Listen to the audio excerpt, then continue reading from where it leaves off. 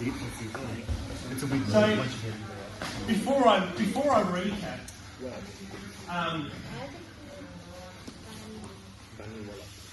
actually let's do a quick recap, right? So number one, really simple way to get out of the mat. If I've got access to an arm and I've got access to a leg to trap, I can get my head out of the way, I can bridge and roll, right?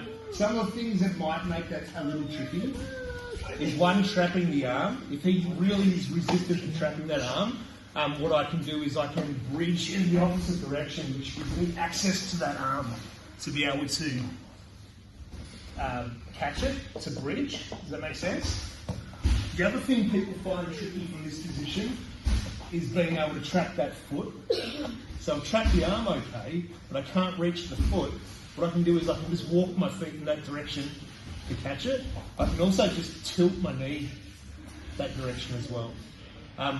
This mechanic I find much stronger with the arm that's trapped, because I can pull in like I'm doing a bicep curl and reinforce it with this hand. This elbow I can use to wing up on his belly and give me a little bit more lifting force. That plus a knee into his bottom right at the end, if I really can't get him to turn, I've done all of that, I'd get my head out of the way, a bridge, I still can't get him to turn, I can go whoop, knee in the bottom, and up. Makes sense? The second one we're talking about our frame system, right? So it's really important that I use a similar kind of grip with my hands, like this, making sure that I'm protecting the inside space with my elbows. I don't want to be occupying the inside of my elbows. And I don't want to be reaching for him. I want him to come onto my frame, not the other way around. Because if I reach too high, he just gets his arms up, like his knees up under my elbows, which is a problem for me. But I have to try and then fight to solve. So if I've got this frame system, I make sure he's on it and I'm not reaching for him. Okay? If he's in really tight with his legs, I can walk my feet this direction, knee down, stretch out his legs to make that uncomfortable, so he's no longer tight. I hip escape to create some space and get that knee through.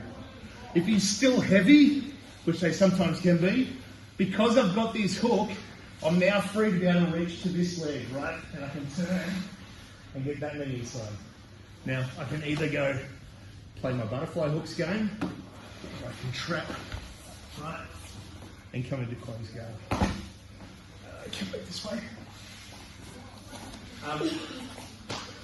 My last escape starts similar with my frames, right? And that feels uncomfortable for him. If I've got that inside position with my elbow, he knows instinctively he's not safe, right? If he's there, he goes, yeah, I'm comfortable here, this is good for me.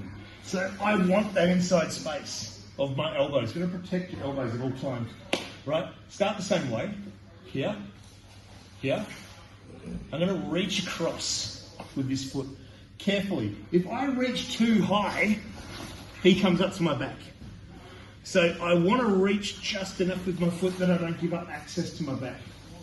Here, pull that leg in, squeeze tight, and I start to turn towards him. Here, and then I can work my half-guard system. Okay? So they're the three main escapes. They can all play into each other though. So if he's on the mount, right, and I like my elbow escape, I start here as a starting point. Right? I've got to watch my neck. I do have to be careful of those sorts of things. But I can start to bridge, right? And I can start to trap. But also what this does is makes that knee light, right? So I can work my elbow escapes, you know? I can work to ashi and things from out of mount. So bridging and being active and being strategic, careful about what I do with my hands, my arms, and making sure he's uncomfortable. That's the main thing, right? If someone's on mount, you've got to make them uncomfortable.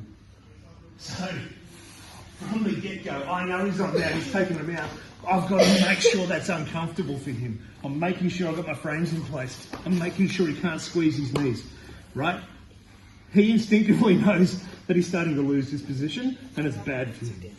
If that means that I have to bridge, right, and move and do things to make him unsettled, that's on me. I can't stay stagnant on the bottom position in mount. The bottom position in mount is the worst position you ever want to be in. Not just in jiu-jitsu, just in terms of sheer self-defense, it is the worst. Raining down elbows, strikes, chokes, arm bars. He's got the world is his oyster on the mat. You've got to make him. Okay? A few more each of your partners, please. Let's do a couple of each one. Thank you.